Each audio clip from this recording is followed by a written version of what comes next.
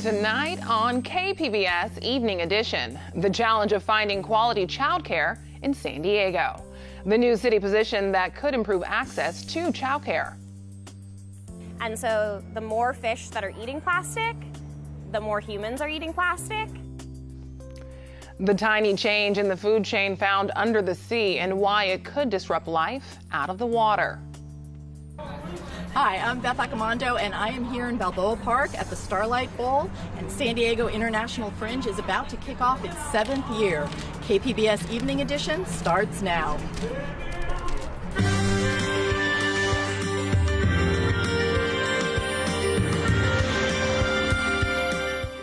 Good evening. It's Thursday, June 6th. Thanks for joining us. I'm Ebone Monet.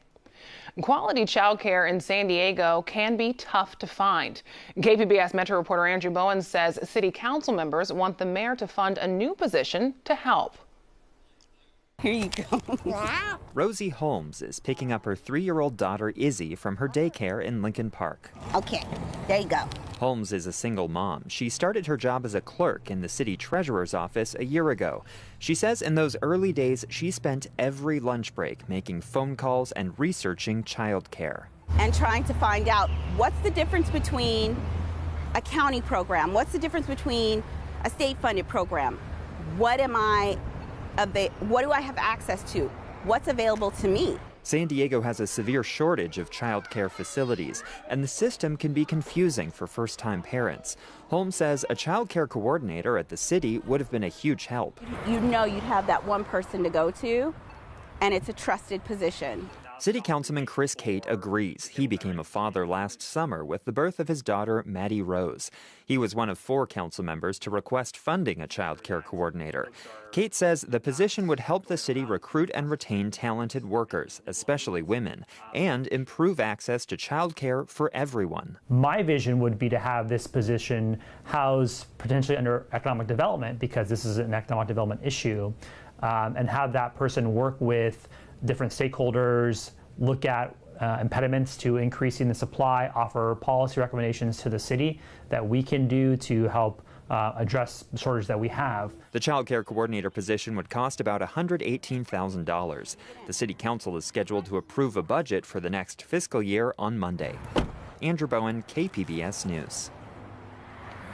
San Diego had a child care coordinator on staff as recently as 2005, but the position was eliminated. There's a generational divide among California Democrats. The Public Policy Institute surveyed voters about what they're looking for in a presidential nominee. Between 18 and 44 years old said they're more likely to pick a primary candidate whose positions on issues most closely match their own, while voters 45 and older said they're more likely to back the candidate they believe can defeat President Trump. A Bay Area company will lead a new collaboration to track greenhouse gases. It will track emissions from fossil fuel power plants with a global network of satellites. The company is called Wait Time. The chief says the 3-year project will give the general public open source data about the emissions of their local power sources. Going to be using infrared sensors and image detection, kind of coupled with artificial intelligence to measure based on the heat rate coming out of the actual smokestacks of fossil fuel power plants, what the total emissions are of virtually every power plant in the world. The EPA in Europe already monitor emissions, but countries like India, Saudi Arabia have no data that citizens can use to hold their power providers accountable. New research from UC San Diego shows tiny pieces of plastic are pervasive throughout the ocean well into the deep sea. KPBS science and technology reporter Selena Chatlani says this research shows deep sea animals could be at risk. Here at the Scripps Institution of Oceanography in San Diego, researcher Anela Choi has been spending a lot of time with the ocean. Specifically, she's been navigating a deep diving robot and using it to scoop out water from Monterey Bay. We wanted to look at the vertical extent of microplastic pollution and how that pollution might be getting into different species of animals that encompass the marine food at these different depths. Microplastics are tiny, less than 5 millimeters in length, and they include things like the beads in face wash. And when Choi looked deep below the ocean surface, she found lots of them. We found microplastic everywhere we looked, from shallow depths in the water column down to the deepest depths, and we also found them in the bodies and guts of animals, every animal specimen that we looked at. Choi says her study is one of the first to systematically look at how much plastic is concentrated at different levels into the deep sea. So we've done some studies that have shown that over 90% of the plastic in the ocean is smaller than a dime. And researcher Jenny Brandon of San Diego's Birch Aquarium has been looking at the impacts these microplastics can have on ocean animals below the surface. She's been collecting jars and jars of this stuff. So when I find plastic that's this size, it's actually probably going to be capable of entering any level of the food chain, because something really small could eat it, but then something at the total other end of the food chain might eat thousands of fish that have also eaten this. Some animals fill up on it and die of starvation because it's not real food, she says. And microplastic also has chemicals that are toxic, not just to sea animals, but others down the food chain. It can affect human health because we eat seafood, and the vast majority of the world gets their protein from seafood. And so the more fish that are eating plastic, the more humans are eating plastic. Right now, what it looks like is that it's not enough to really affect us. We're so much bigger than fish that the dose response of how much plastic we're eating isn't really affecting us, but it could certainly get to a level that it does start to affect us. And because of that, Scripps researcher Anela Choi says she thinks there needs to be more studies on the impacts these plastics can have on different types of animals. Shalina Chatlani, KPBS News. Researchers at the Birch Aquarium say one of the animals already impacted by microplastics is the Laysan albatross. Today, the VA is rolling out a major new program that will allow more veterans to see a doctor outside the department. KPBS military reporter Steve Walsh says VA officials from Washington to San Diego hope to learn from past mistakes. Starting this week, the Mission Act is changing the way the VA works with outside doctors. VA San Diego Director Robert Smith says some services are brand new. Under the Mission Act, there is an urgent care benefit where veterans can seek care at an urgent care center, a contracted urgent care center, with no pre-authorization, no referral. They can simply drop by and get care for, a bee sting. Or bronchitis or stomach flu, just go right to urgent care. Veterans still have to be enrolled in VA care to qualify. The Mission Act is a follow-up on the Choice Act. VA Secretary Robert Wilkie says Congress quickly passed Choice in 2014 in the wake of the wait time scandal, where veterans languished for months on long waiting lists at Phoenix and other VAs around the country. Veterans' Choice was a very hasty response to the problem in Phoenix. This department was given 90 days to change its direction, change its ethos, and that was absolutely impossible to do. There were problems with billing and lost referrals. Some doctors dropped out. This time, Congress gave the VA a year to work out the details of the Mission Act. Choice also relied heavily on being managed by private contractors. The VA is taking back some of that control. Tasha Jones is a former Army medic who works as a section chief in customer service. It is a lot of work, it is, but as long as we have the resources and the staff that we need, I'm confident that the VA can do the things like customer service and care coordination better. I'm actually excited that it's coming back. VA San Diego hired 60 new people to manage the program, many of them schedulers like Jones, who arrange appointments and answer billing questions. The VA is also deploying new software to make it easier for doctors to share patient records with the VA. VA says the program roughly doubles the number of veterans who can go outside the VA. For primary care or mental health, veterans only have to show their wait time was longer than 20 days, or they live more than a half an hour drive from the VA facility. Those are a small number of veterans, though, so about 95% of the veterans who are under our care would still have the bulk of their care or their coordination of care provided by the VA. Smith says the VA is banking on most people sticking with VA care. Even with a year to prepare, it's all coming down to the wire. I interviewed the head of VA San Diego Monday. Some of the details about which providers would be part of the new urgent care benefit still hadn't been nailed down. There's been a lot of contracting that's been going on in the background and kind of filling in the gaps, and I actually have not yet seen it. I have a promise of an email later today. I've not seen the complete list for the San Diego community. Okay. And so if you're... But it will be there June 6th. June 6th. Veterans groups lobbied heavily to replace choice with a system more responsive to vets. Like the VA itself, the VFW, and other groups are waiting to see what happens after the new program goes live on Thursday. Steve Walsh, KPBS News. By Monday, the U.S. could enact tariffs on one of its largest trading partners. President Trump and the Trump administration say these tariffs are a way to pressure Mexico to secure its border. But some U.S. lawmakers, including Representative Mike Levin, say these tariffs would actually hurt U.S. consumers. Representative Levin, thanks for being with us. Thank you for having me. So are there enough votes in Congress to possibly block these tariffs? Well, that's a great question. You know, if you listen to the president, he says that Kevin McCarthy and the GOP in the House is with him all the way. That's what the president tweeted recently. And I really don't understand that. You know, if Kevin McCarthy really wants to represent the interests of Californians, he does have a district in California, he would recognize the tremendous damage that these tariffs would do to the state of California. You know, we import $44 billion a year in goods from Mexico. And starting on Monday, we're going to have hundreds of millions of dollars a month. And as the tariffs increase from 5 to 10, 15, 20, all the way up to 25%, by October, $913 million will be the impact just in October alone on California.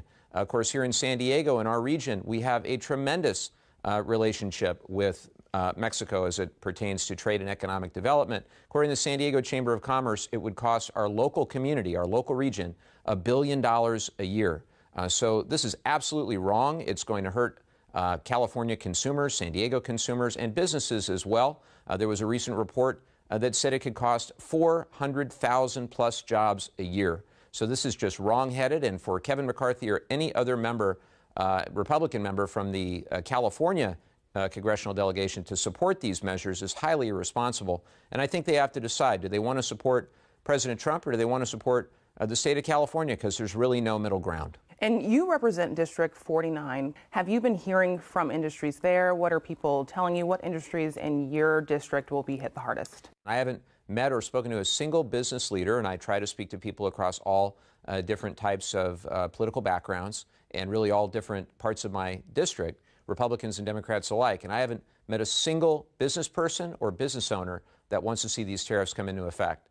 So for the president to say that the Republicans in Congress are with him all the way, I can tell you that the residents of the 49th District are not with him all the way. They do not want to see these tariffs.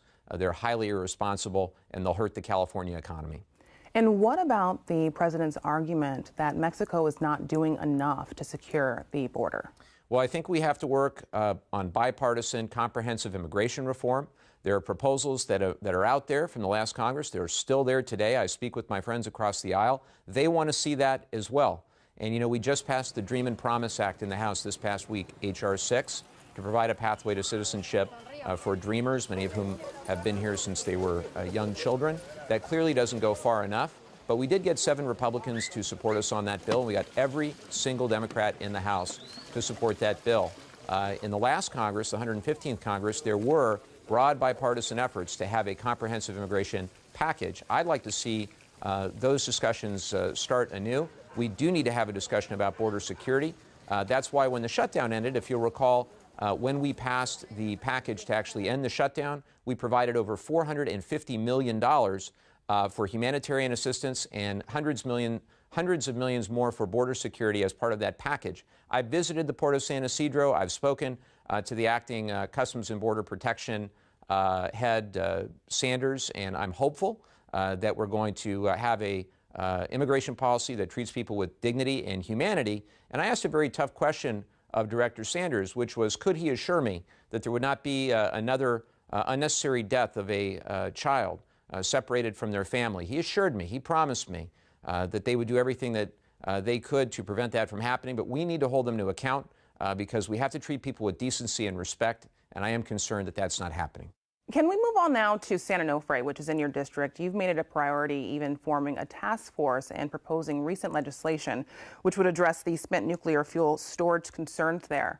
Since taking office, do you feel more at ease about the safety on that site or less? I did propose legislation that would prioritize the movement of waste in any area that has higher population density or has higher risks of earthquakes. We know from San Onofre that we have 8.3 million people within a 50-mile radius, and we also have 2 active earthquake faults and a whole network of inactive earthquake faults. Also very important is that I just got $25 million in the House Appropriations package. This is something that we've been working for quite some time to do, but it hasn't happened. But now we have that $25 million for consolidated interim storage. The key is not only getting the waste off the coast, but also having somewhere to send it and having a means to get it there. And when hearing from the experts as part of that task force, were you reassured about the safety of the site? What is prompting you to want to speed up the process? Well, I think the situation is not perfect, and far from it. In fact, you've got 1,600 tons of radioactive material that are being stored in canisters. Those canisters themselves have had issues, and I have concerns, as we all should, particularly when you have active earthquake faults and you have 8 million people within 50 miles, and when you have a strategic asset of the United States military in Camp Pendleton right across the freeway. You need to get the waste, the nuclear waste, off the coast and away from that strategic asset of the military.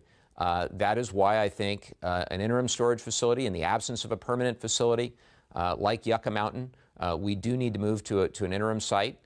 My own thinking over the last couple of years, as I've gotten a whole variety of briefings from the experts, has continued to evolve, but I think it's really critical that we have an interim site and that we have a transportation plan and that we do it safely, that we transport the waste safely. So I'm concerned about the canisters. I'm concerned about the near drop of a canister.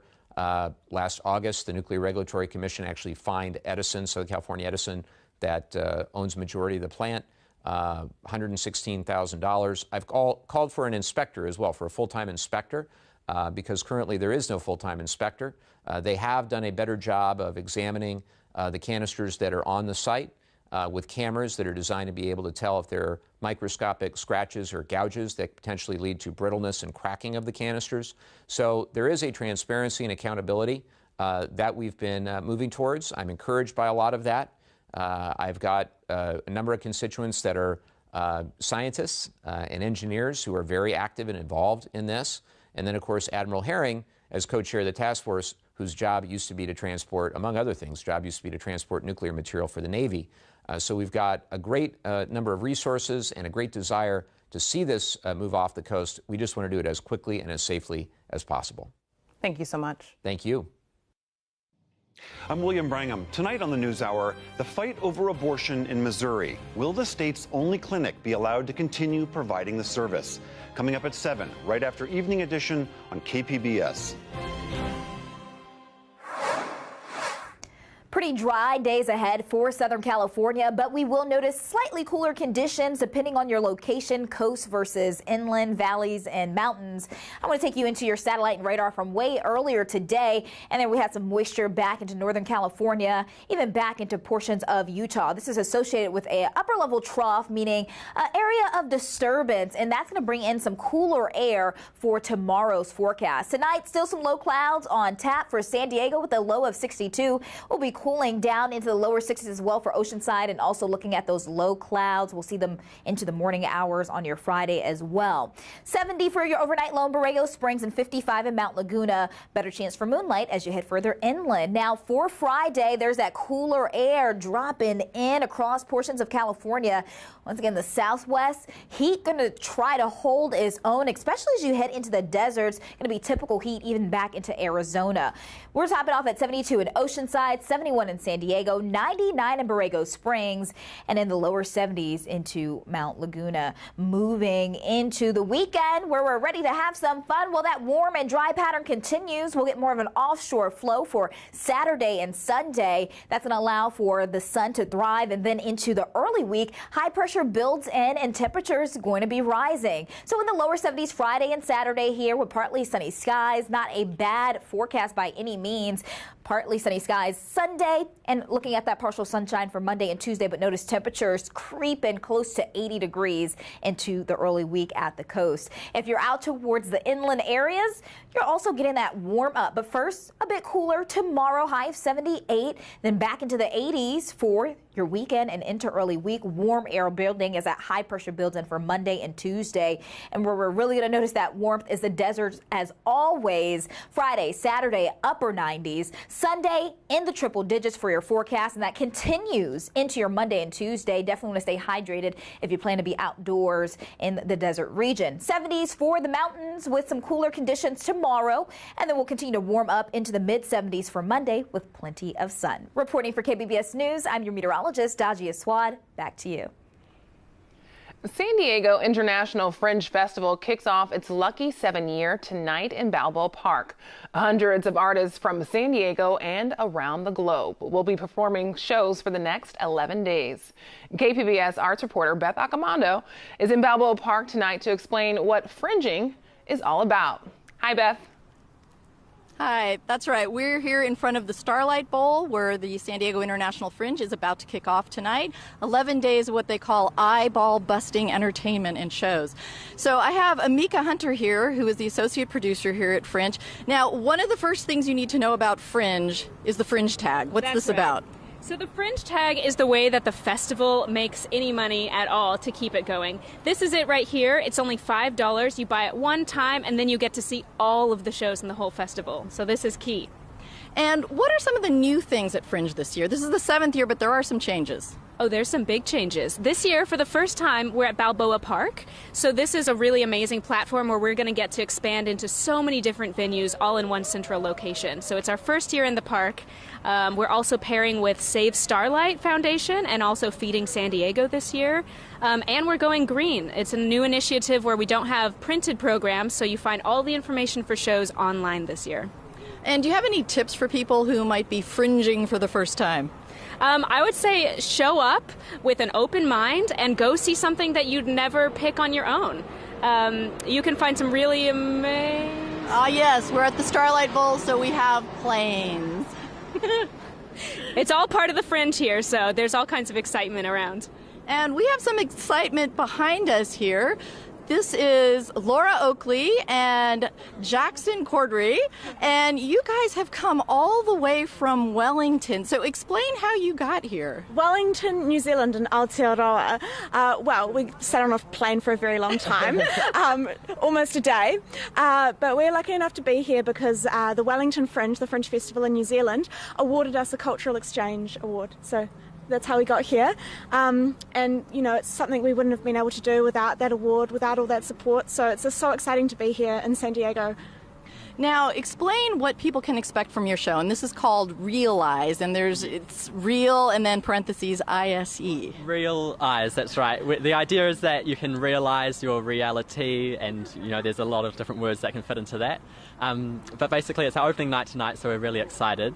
The show is about 3 crazy, quirky characters who basically discover the world together. So it follows their journey discovering life and its ups and downs. And along the way, we incorporate lots of different circus skills. Laura, as you can see, does hula hoops. I do aerial silk. Lots of other aerials and ground-based skills, and clowning as well. It's a funny show. And you have one other member in your group, and what does she specialize in? Sophia, she specializes in aerial hoop and handstands.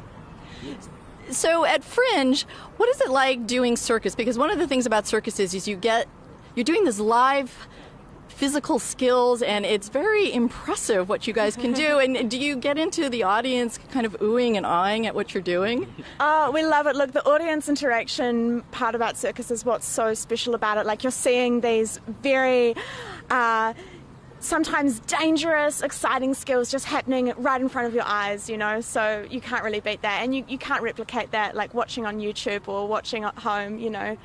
Seeing it live is what it's all about. And what's special about Fringe for artists? I think the diversity of art forms that are in Fringe, and just within our show we combine lots of different things, elements of theatre and circus and clowning and all sorts, but also as artists and as audience members in the Fringe you can go and see 3 shows in one night from, you know, 3 completely different backgrounds that tell through completely different stories. So yeah, that's really special. Okay, you guys are going to be performing tonight, so I'll let you get back to warming up back here. Thank you. San Diego Fringe continues through June 16th at multiple venues. There's 3 here in Balboa Park, and also locations like Les Girls and Tap Fever Dance Studios in Pacific Beach. So come and check out the show here. Sounds like a lot of fun. Thanks, Beth. Here's a look at what we're working on for tomorrow in the KPBS newsroom. On Morning Edition, getting ready to score.